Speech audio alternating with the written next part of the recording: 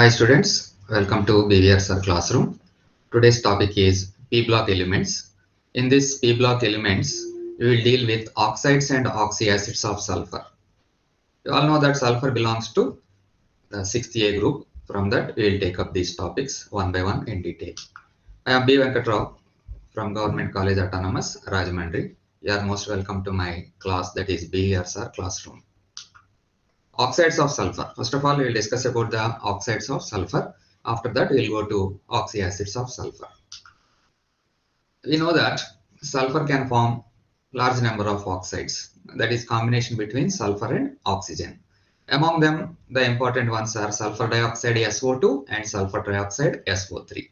In addition to that, these are the other oxides which are formed by sulfur like S2O, S2O2, SO, S6O, S7O, S8O, S9O, S2O3, S2O7, like that. But we will focus our discussion mainly on SO2 and SO3. SO2, also called as sulfur dioxide, how it can be prepared? By burning sulfur in air or by roasting metal sulfides. So this is the equation. S plus O2 gives rise to SO2. FeS plus O2 gives rise to Fe2O3 plus SO2. So in this way, sulfur dioxide can be prepared. It is a gas. Coming to properties of sulfur dioxide, it is a colorless gas which has characteristic smell. It is highly soluble in water. When it is dissolved in water, it results in the formation of an acid called as sulfurous acid. Okay, this sulfurous acid has acidic character, and that is why SO2 is called as the anhydride of sulfurous acid. So H2O combines with SO2, or SO2 dissolves in water, resulting in the formation of H2SO3, that is sulfurous acid. It acts as oxidizing agent as well as a reducing agent based on these formulas. So observe this one here, hydrogens are released, that's why it acts as a reducing agent. Regarding structure of sulfur dioxide, this area is important. Sulfur dioxide has a bent structure. Okay, with polar covalent bond between the sulfur atom and two oxygen atom. Just like water molecule, it will have bent structure. Sulfur in sulfur dioxide is sp2 hybridized. Don't forget this, the hybridization is sp2. And since it is sp2 hybridized, what we can expect is bond angle 120 degrees. But due to OSO bond angle is found to be 190 degrees, 19 degrees. This is due to the lone pair of electrons on the sulfur atom. On the sulfur atom, there is a lone pair of electrons. That's why there is small deviation in bond angle. The lone pair bond pair repulsion decreases the bond angle from 120 to 119 degrees. Now regarding the details of structure of sulfur dioxide, observe this one. Each oxygen atom in sulfur dioxide molecule is attached to sulfur atom by a sigma and pi bond. Okay, so there are two sigma bonds and two pi bonds. The sigma bonds between sulfur and oxygen atom is formed by sp2p overlap. sp2 hybrid orbital of sulfur overlaps with p orbital of oxygen. Okay, while one of the pi bonds is formed by the p pi overlap and the other from p d pi overlap. That I will explain in detail. Before that, let us see what is the electronic configuration of sulfur. It is 1s2, 2s2, 2p6, 3s2, 3p4. Observe this one, ground state electronic configuration, 3s2, 3p4. 3d is vacant. In the excited state, what happens is one of the electron from the 3p11 is excited to 3d level. Then the electronic configuration becomes 3s2, 3p3 and 3d1. Under this situation, what happens is, you observe this one. These are the three hybrid orbitals formed due to sp2 hybridization. That means 1s and 2p orbitals involved, resulting in the formation of sp2 hybridization and three equivalent sp2 hybrid orbitals. Now, in addition to this, you have these two unpaired electrons. Okay. Now, out of the three sp2 hybrid orbitals, one sp2 hybrid orbital will have lone pair of electrons, this one. Whereas these two sp2 hybridized orbitals form two SO sigma bonds. Please do remember that always sigma bonds are formed by these hybridized orbitals. Hybrid orbitals cannot form pi bonds.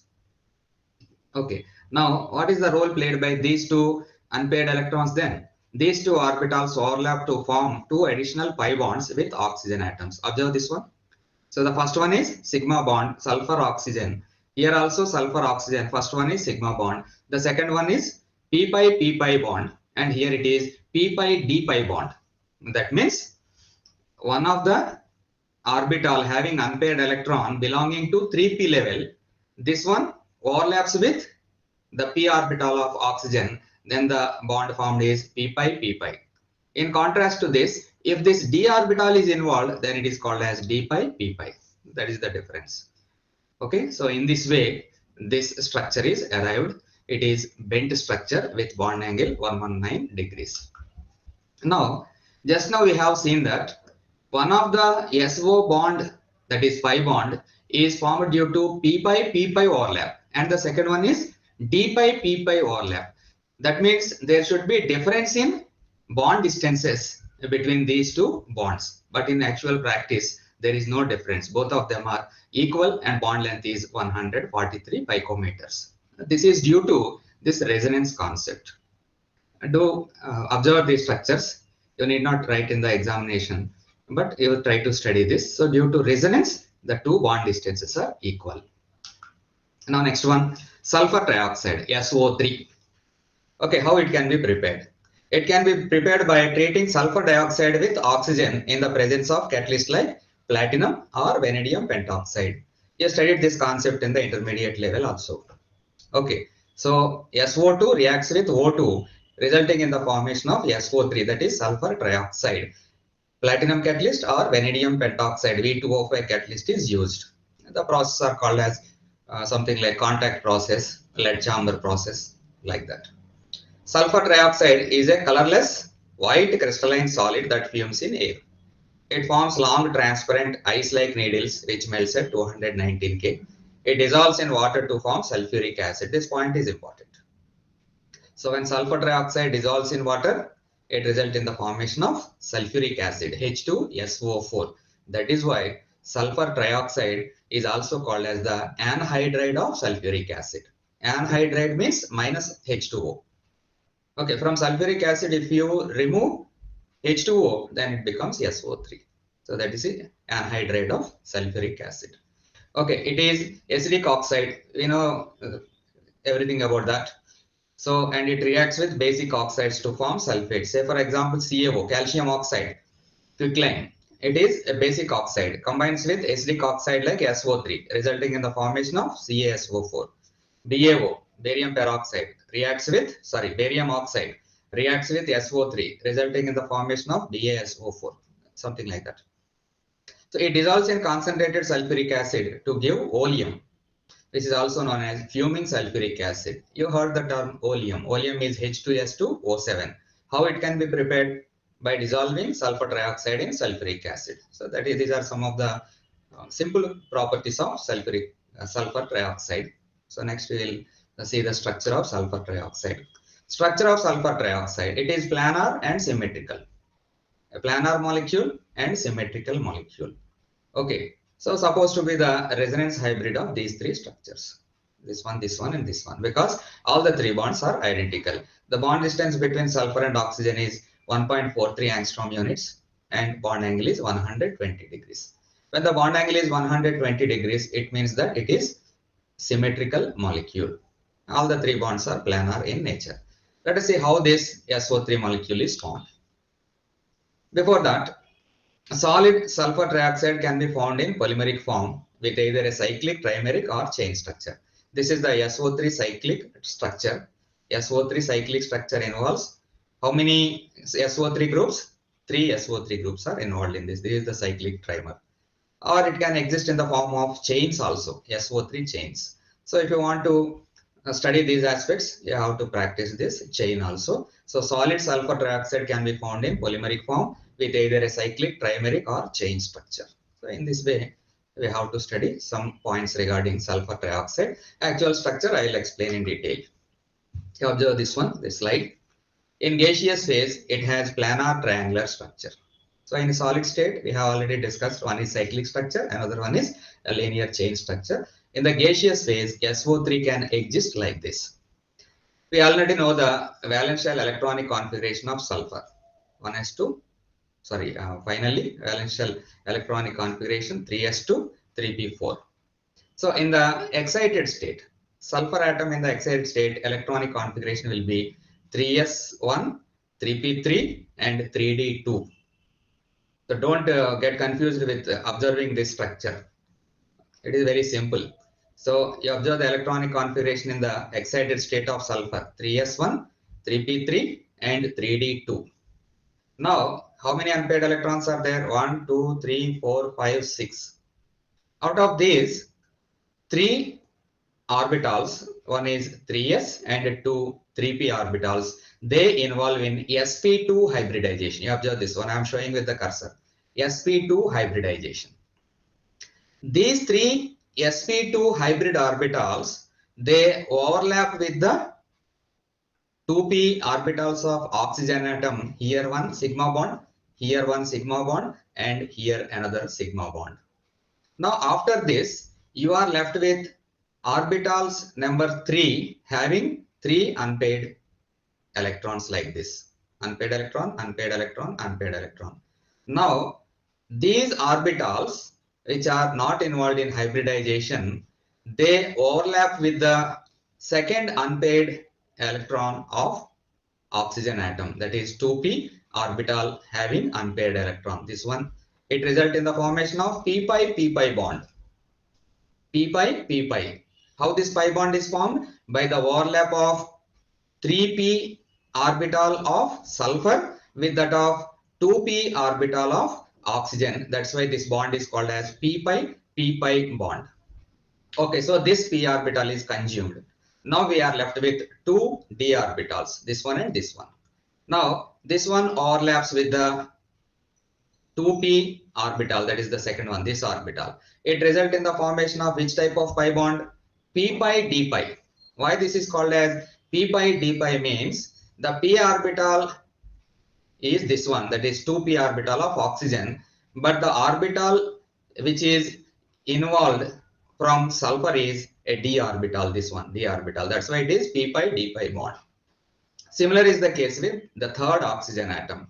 Here now we are left with only this 3d orbital. The 3d orbital overlaps with the 2p orbital of oxygen like this, resulting in the formation of again p pi d pi bond. So this bond is, it is a pi bond. How it is formed?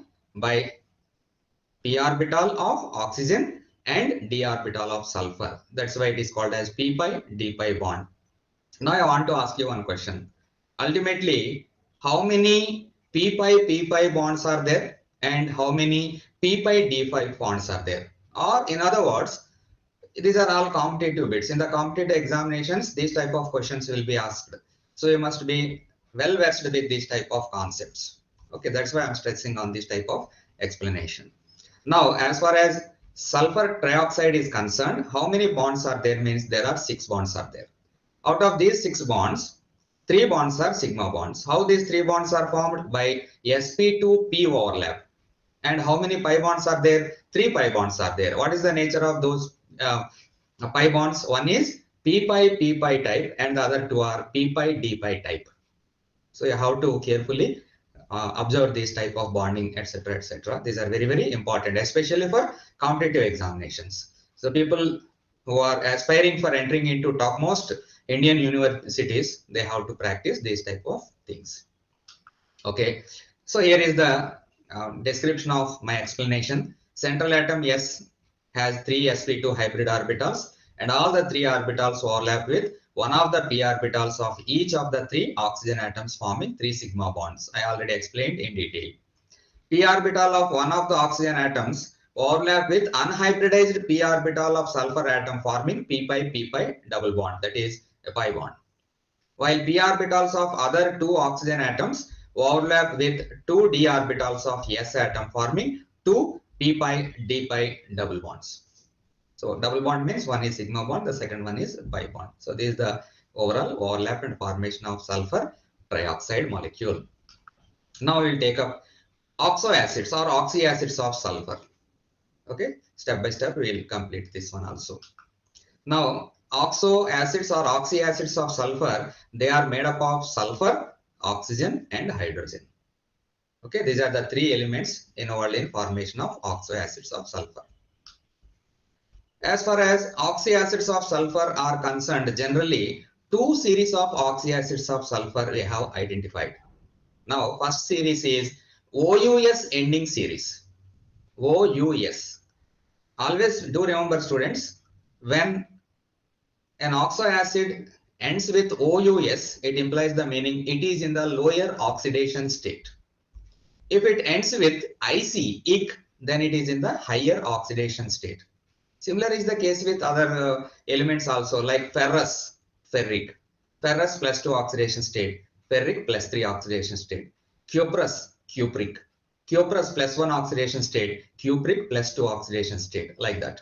So here we will take up the first one, OUS ending series. So sulfur is in lower oxidation state, that is plus 4, and their salts will end with the name ITE, ITE. For example, H2SO3, sulfurous acid, H2SO3. Okay. Then their salts are called as Na2SO3 is example, sodium sulfite. Okay, it is sodium sulfite. The second one is IC ending series, IC. That means higher oxidation state. Sulfur has plus 6 oxidation state in their salts ending in 8, ATE8. Acid ends with IC and their salts end with 8, ATE. For example, H2SO4. H2SO4 is sulfuric acid. Then corresponding salt will be, for example, Na2SO4, if we take, it will be sodium sulfate. So in this way, we have to get acclimatized to the study of these oxy acids of sulfur. Now, on the basis of structural similarities. So what is the important point here? We take structural similarities. Oxy acids are classified into 4 categories. What are they? Sulfurous acid series, sulfuric acid series, thionic acid series, peroxo acid series. These are the 4 series which we have to practice. Of course, this is the structure of sulfuric acid, H2SO4. Now, let us start like this. Sulfurous acid series, the first one. This sulfurous acid series includes, among others, these 3 important compounds. First one is sulfurous acid, H2SO3. Then di or pyrosulfurous acid, H2S2O5. And then dithionous acid. Dithionous acid, formula H2S2O4. These are the 3 main compounds categorized under the sulfurous acid series. Sulfurous acid series. Sulfurous acid, this is the structure. You have to practice the structures. So structures are most important as far as this oxy acid syllabus is concerned. So corresponding oxidation states I have given here. This one is di or pyrosulfurous acid, the corresponding structure. So S single bond, OH on either side. One sulfur has a double bond oxygen linkage, whereas the second sulfur has only one double bond oxygen linkage. That's why there is difference in oxidation state. One is +5, the second one is +3. Dithionous acid. Here I have given already the formulas H2S2O4. H2S2 and O4. Okay, yeah. The next one is sulfuric acid series. So in this sulfuric acid series, we will study these 3 compounds: sulfuric acid, H2SO4, thiosulfuric acid, H2S2O3, and di or pyrosulfuric acid, H2S2O7. So these are the 3 important compounds which are classified under sulfuric acid series. I hope you got this point. Now practice the structures. Sulfuric acid, H2SO4. Okay, there are 2 OH groups attached to sulfur and 2 oxygen atoms bonded with double bonds. Thiosulfuric acid, just now I told you, in place of oxygen. If sulfur is present in place of oxygen, then the name of the compound we use is thio. So thiosulfuric acid means instead of one oxygen, sulfur is present here. You observe these 2 structures. Okay, the corresponding oxidation states also. Di or pyrosulfuric acid. Di or pyrosulfuric acid. What is the formula? H2S2O7. That means between 2 sulfur atoms, there is an oxygen atom. So that type of arrangement results in formation of pyrosulfuric acid. corresponding oxidation state of sulfur is +6. So once again, I am reminding you, you have to practice these structures and remember the structures. Next one is thionic acid series.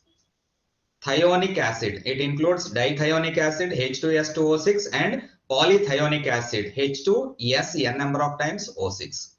Okay, these are the two molecules, thionic acid series, dithionic acid. This is the structure of the molecule. What is the formula of the molecule? H2S2O6. You observe this one, 2 hydrogen atoms are there, 2 sulfur atoms are there, and 6 oxygen atoms are arranged like this. So this is the oxidation state of sulfur atom. Polythionic acid. Okay, polythionic acid, this is the structure you have to practice. Next one is peroxo acid series.